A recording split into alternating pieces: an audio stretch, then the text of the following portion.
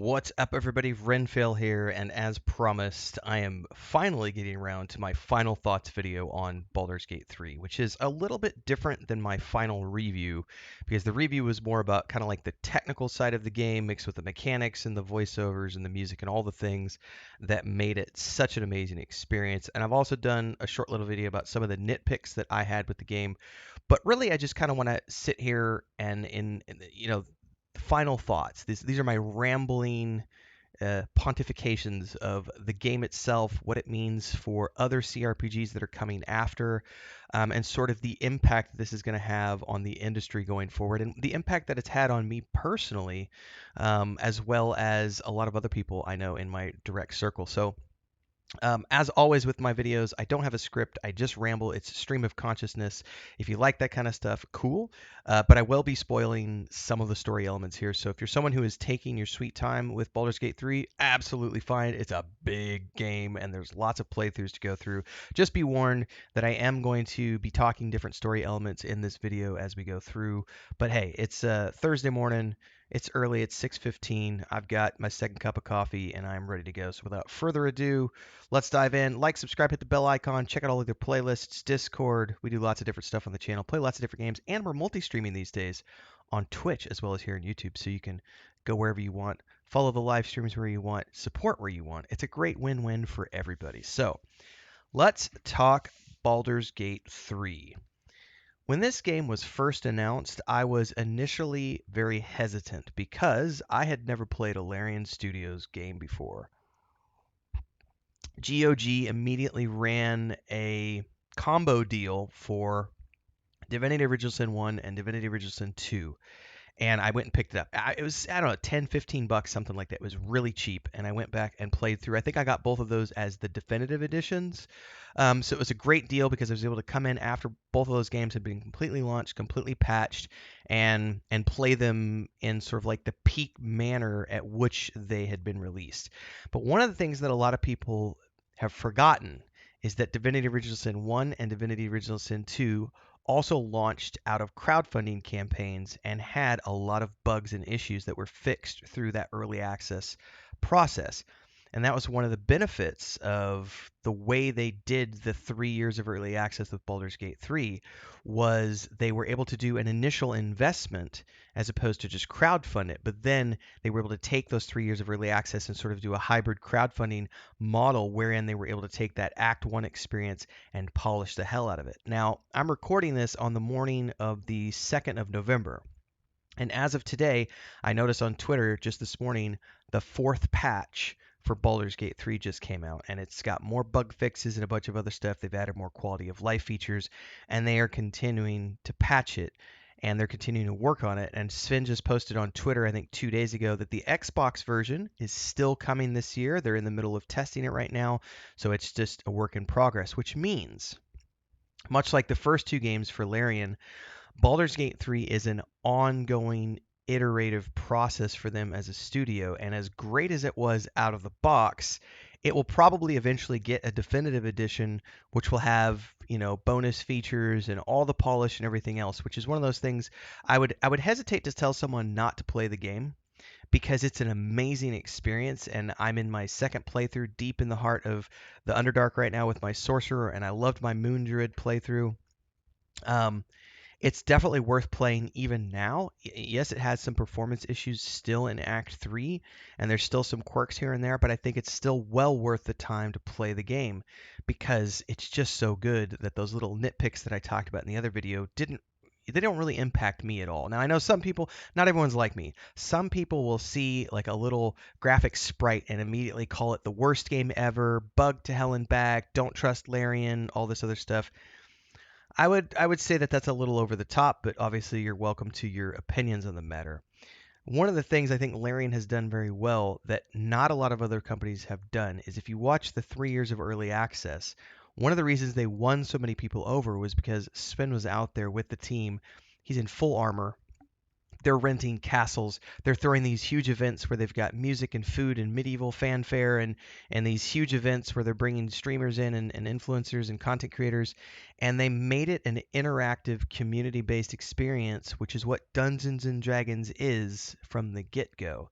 And I think that's one of the reasons why Larian at the moment is riding high on that wave of trust that they have built up with everybody. And I know a lot of people like to look at that and say, "Oh, they're gonna fall. They're gonna fall. Look at CD Projekt Red. They were in the same boat, and then they screwed up with they screwed up with Cyberpunk. They had a rough launch with that game, but they also came back from that with Phantom Liberty and 2.0 and redeemed themselves entirely. And even though Baldur's Gate 3 has had some issues, you could also look at the fact that Divinity Original Sin 1 both had issues as well, and those were all fixed over time because the company does care about its products and they do put their money where their mouths are and they do get these games out there in a polished state. And what they've done with Baldur's Gate 3 is very big, it's very progressive and overwhelmingly so, it might seem to some people, but you know, challenges are what we live for, right? So, while I was initially hesitant when I played Divinity Original Sin 1 and 2 during the early stages of that announcement phase that Baldur's Gate 3 was going to be going to them as a company, I quickly saw that, oh, yeah, they do make competent CRPGs. Divinity Original Sin 1 and 2 were not my favorite. They're not in my favorite CRPGs of all time. They are good games. I would argue that they are actually great games. But they weren't quite good enough to rise through the cream of the crop for me personally. I still put like Dragon Age Origins, Baldur's Gate 2, the Pillars of Eternity games 1 and 2. Those are higher on the list for me than those games. Also, the original Fallout games, the first two Fallout games, like those are all like really, best CRPG games for me. Underneath them are the Divinity games. But what I will say is when I went and played those games before I played the early access for Baldur's Gate 3 is I was immediately struck by the fact that this was a competent team.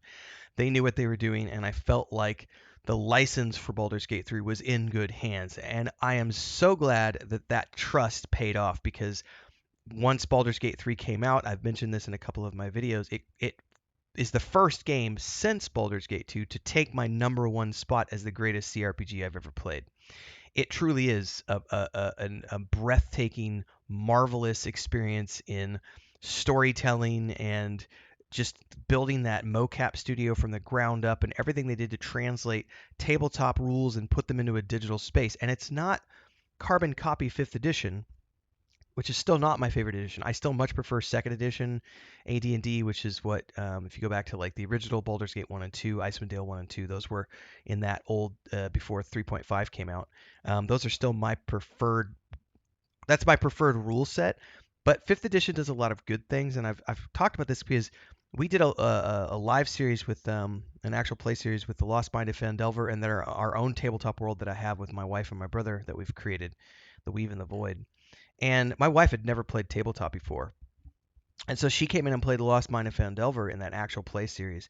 And 5th edition is really easy to get into. And that's one of the benefits of Baldur's Gate 3 being in 5th edition is that it's really easy to get into. I remember when the game first launched, there was quite a lot of traffic on videos and people going, oh my God, I just feel overwhelmed and there's so much going on. And my suggestion to everybody was always, well, put the game on Explorer mode, which is the easy mode, and don't worry about it. You've got all these extra hit points. You'll still have a challenge in some of the boss fights, but for the most part, you'll be able to just play the game, get the story, learn the rule set without needing to actually bang your head against the rule set. Because if you want the challenge, then you can take it up to balanced mode or go into tactician mode if you really want to play it, in sort of a more classical 5th edition D&D feel where you've got, hard encounters and the dice rolls really matter and your resistances matter and all this other stuff. And I'm going to argue till I'm blue in the face. Anybody out there who says that tactician mode is a cakewalk is because you're not playing the game as it was intended to be played. I will absolutely stake my reputation on that because every single person I have seen who has said that tactician mode is easy doesn't actually play the encounters. They use cheese tactics. So they'll do things like stack up exploding barrels and blow up a boss mob that way. Or they'll, jump up top where the mobs can't hit them and they'll exploit the environment in a way that's not meant to be done. That's not to say that you can't do it, but if you look at the spirit of the way Dungeons and Dragons is played, you're not allowed to cheese encounters when you're playing tabletop. And that's one of those things I would argue, again, my reputation on this, if you play tactician mode as a new player, not someone who's intimately versed in 5th edition and who's played a million CRPGs and you know all the little tricks and you think, yeah, man, I'm going to gather up all these exploding barrels. I'm going to stack them up on top of this guy, or I'm going to move my owl bear up to the top of this structure and I'm going to cast enlarge on him, and then I'm going to use the leap ability. I'm going to jump down and hit the mob for 400 points of damage using this crazy tactic that took me 3 hours to climb up this wall. Like, that kind of stuff doesn't apply. If you're a fresh-faced player and you're looking for a challenge and you turn it on tactician mode and all you've played on is explorer mode and you just go straight into an encounter and you're trying to play it by the book, by the rules, using initiative and resists and placement and height and all this other stuff, it is very, very, very challenging. And that's something that I think that Larian did very well, is creating that overarching experience where anybody can get what they want out of the game in terms of a challenge. And also, playing a little bit fast and loose with the D&D rule set, making it so that many people can come in and play the game and do things that I would never do personally, but things like, respec your character, 100 hours into the game. I would never do that. You certainly can't do that in Dungeons & Dragons, the tabletop game. You can't just stop mid-campaign and respec your character. If you started as an assassin thief, you might, be able to add another subclass to that, but you can't just go back halfway through the campaign and say, I want to change to becoming a cleric. There might be story reasons that your DM might potentially allow that, but I would argue, as someone who's been DMing for 35 plus years, that is an exception, not the rule. So Larian has done some amazing things with translating the rule set while also providing people with lots of different difficulty options and also providing them with lots of different ways to play the game, respec their characters. You can change the stats. You can completely respec the origin characters. You can hire hirelings, change their specs, change their appearances as of patch 4, which went out this morning. And they've taken everything they learned from the first 2 games and made Baldur's Gate 3 an even better experience than Divinity Original Sin 1 and 2. Now, where is Larian going after this? That's a big one, because Sven has said, they're going to kind of take a break, and when they come back from this, I think it has been mentioned that they potentially are going to work on a new Divinity game.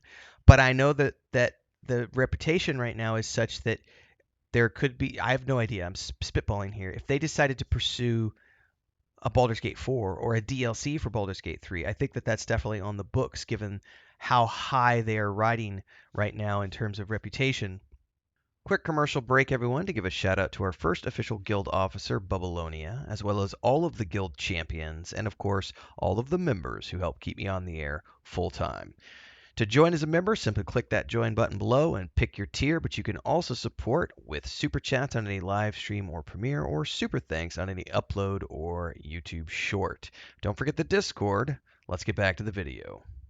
But I would also say that, if they continue this trend of redoing these old classical, Black Isle and BioWare games, like Icewind Dale 3 would be the logical next step to go and say, well, let's pick up that license and let's make that even bigger and better than what Baldur's Gate 3 was. But I'm just spitballing here. I'm just saying that that's a potential. I'm again, stream of consciousness here. So what does this mean for the rest of the industry? I know that was part of the discussions when Baldur's Gate 3 was first coming out. A lot of people were talking about, well, this is going to change the industry, and everyone's going to look at this and say, oh, we have to make games of this scale. I don't think that that's true. Every company has a different budget. I think that they have definitely given people a lot to look at and aspire to and be inspired by. Going away from this, before I played Baldur's Gate 3, I played Solasta, and Solasta did an exceptional job of doing the same thing that Baldur's Gate 3 was doing with the 5th edition rule set, but at a scaled down level. So you still had the turn-based gameplay. They had a grid, which is really great, and they used the cover system, but they had the height. They had flying, they had climbing, so you can climb walls and stuff. There's verticality to their game, but they're dealing with a much smaller scale. They didn't have the big cinematic cutscenes. They didn't have all the amazing voiceovers. Huge. They didn't have a 300-hour game. They had, a 40 to 50-hour game with the base game. But they've put out a lot of expansions and DLCs, and they just polled their community a couple of months ago to see what the next game that they're going to make is. And I think that a company like Tactical Adventures can take what they learned from Solasta, look at what Baldur's Gate 3 did, and apply that to the next game they make to make an even better CRPG than what they made last time with Solasta. That doesn't mean that they're going to make a Baldur's Gate 3 equivalent game, because I don't think that they've got a big enough studio or a big enough budget. And I don't think everybody should want to create these types of games. One of our long-term friends and community members, Gila, who we've played a lot of stuff with over the years, Diablo 4 most recently, also Alien Firestrike Fireteam. I always forget the name of that game. But EverQuest 2, stuff like that. He and I had a very good conversation when we were playing Diablo 4 about how games like Baldur's Gate 3 don't really appeal to him because they're just too big. He much prefers those streamlined experiences where you can jump in and jump out and sort of play, for a few weeks, as opposed to, these big epic RPGs. And I'm in the middle of, as of recording this, I'm playing this little indie game right now called Jusant, which is like a 10-hour game. And I'm like 6 hours in right now, and it's just an amazing little sort of palate cleanser in between these epic RPGs that I've played, with like Baldur's Gate 3 sandwiched in there with Cyberpunk 2077's Phantom Liberty DLC, and then Starfield. I just finished Starfield the other day and clocked in 270 hours, which other people have 500 hours, 1,000 hours. But I felt like, getting 116 hours in my first Baldur's Gate 3 playthrough, and then 275 hours in my Starfield playthrough, and I'll probably get 150 hours in my Cyberpunk playthrough. Like, having smaller games that you can do in 30 to 40 hours isn't a bad thing. So I think as long as companies look to what Baldur's Gate 3 did and sort of look at the ways that they can adapt some of the things that Larian put into the game, that's going to be a good thing for the industry going forward. And not everyone needs to make another Baldur's Gate 3. Although I will say, if Josh Sawyer gets his hands on the money that he wants to make Pillars of Eternity 3 and make it at scale to like what Baldur's Gate 3 did, I will that game would vie for the number one spot on my CRPG list, because I loved the first Pillars of games. Those first two games. Deadfire to me is still, it's up there, man, like in my top 3, just because of the ships and the pirate theme and all the voiceovers and the Critical Role voice cast and everything else they did in that game. There's just some really amazing stuff going on there. Anything else I can add to this conversation? Soundtrack, one of the best soundtracks I've ever heard. That music, Raphael's final, whatever it's called, when I went into that fight with Raphael and Hope starts singing, and then Raphael starts singing "Down with the Claw," and I was like, holy shit, like, they've done something here that I've never seen another game do, where they've actually taken the soundtrack and woven in lyrics and got the voice cast to do singing as well. And I know Alan Wake 2 just did this with one of their sequences, and everybody's sort of like sitting up and going, wow, you can have this storytelling experience that includes the actors actually doing song and dance in a psychological thriller or in these cinematic storytelling experiences. I think the medium of storytelling that gaming is right now is starting to transcend just being a video game, and we are truly getting into art form, in the sense that it's no different than going to a theater, and watching a theater performance or a Broadway show, or going to see a really epic film or an epic television series. Like, we are getting these cinematic experiences. And I know that some of the Act 3 kind of fell flat a little bit for some people with the writing, but I would also argue that when you're writing this massively diverse cast with 17,000 permutations, there are going to be areas where it's not going to be 100. It's like when you're cooking a steak, man. Like, if you're on the grill, it doesn't matter if you're a master grill or not, thickness of the steak matters, and the heat might not be distributed perfectly, and it might be perfectly medium rare in 90% of the steak, but there might be a corner that's a little overdone. You know what I mean? Like, there's going to be fluctuations in things, and that's okay. That's human nature to have little things. And I don't think it's fair to crucify a company for having, not everything be 5,000% perfect. So for me, final thoughts on this game is that it was an amazing masterpiece experience. It's easily up there right now in my number one slot for game of the decade. It took my game of the year slot only because if Phantom Liberty and the 2.0 experience of Cyberpunk 2077 had launched the way it launched with that update, if it had launched this year, I would have given my game of the year slot to Phantom Liberty and Cyberpunk 2.0, because I feel like, for me personally, the storytelling experience in that game is, for me, a superior storytelling experience. I got a different feeling of immersion out of that game that I don't necessarily get from this game. Baldur's Gate 3 is an amazing Forgotten Realms Dungeons and Dragons tabletop CRPG experience, but it doesn't necessarily transport me into the world the same way that Cyberpunk does, because it's not a first-person RPG. It's a or single person or single player RPG, first person.